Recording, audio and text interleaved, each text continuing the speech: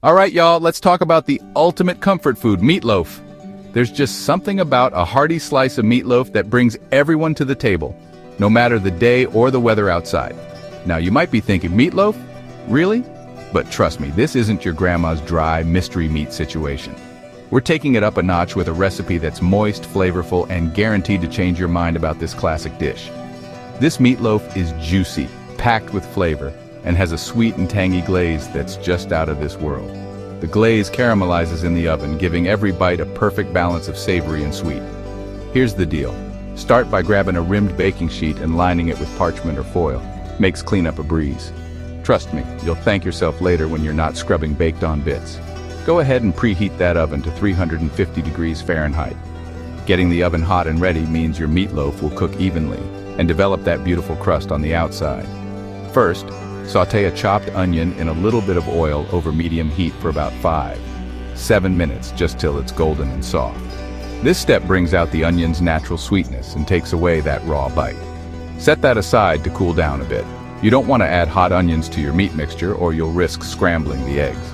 This little step right here, it's what keeps your meatloaf from tasting harsh or, giving you those onion burps. Sautéed onions blend right in, adding flavor without overpowering the dish. Now, in a big old bowl, toss in your ground beef.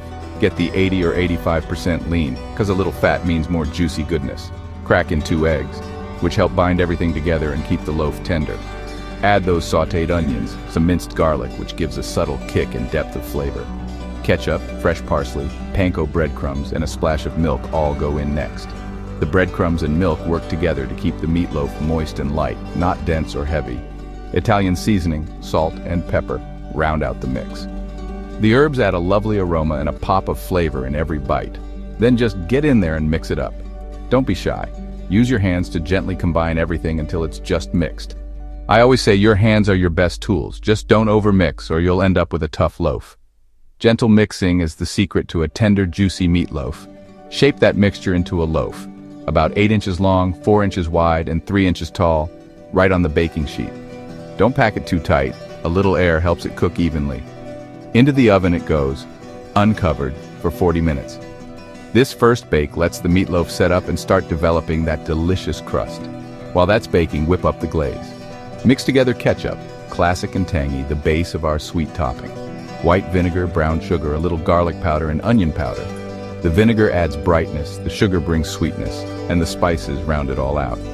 After the first bake, slather that glaze all over the top, making sure to cover every inch for maximum flavor. Then pop it back in the oven for another 20 minutes, or till the inside hits 160 degrees Fahrenheit. That second bake lets the glaze bubble and caramelize, locking in all the juices. Here's my pro tip. Let your meatloaf rest for about 10 to 15 minutes before you slice it. This step is crucial for juicy, perfect slices. That locks in all the juices and makes for perfect slices every time. If you cut too soon, all those tasty juices will run out onto the cutting board. Now, when I first made this for my kids, I got some serious side-eye. They weren't convinced meatloaf could be anything special, but one bite, and they were hooked. The sweet glaze and juicy meat won them over instantly. Now, meatloaf night is a family favorite. It's the kind of meal that brings everyone together, no matter how busy the week's been. Serve it up with creamy mashed potatoes and some roasted broccoli or your favorite veggies. The sides soak up all that extra glaze and make the meal complete. And you've got yourself a meal that'll win over even the pickiest eaters. It's comfort food at its finest, and leftovers make for amazing sandwiches the next day. So y'all, give this meatloaf a shot. Don't be surprised if it disappears faster than you expect. It's easy, it's hearty, and it just might become a regular at your table too. Happy cooking.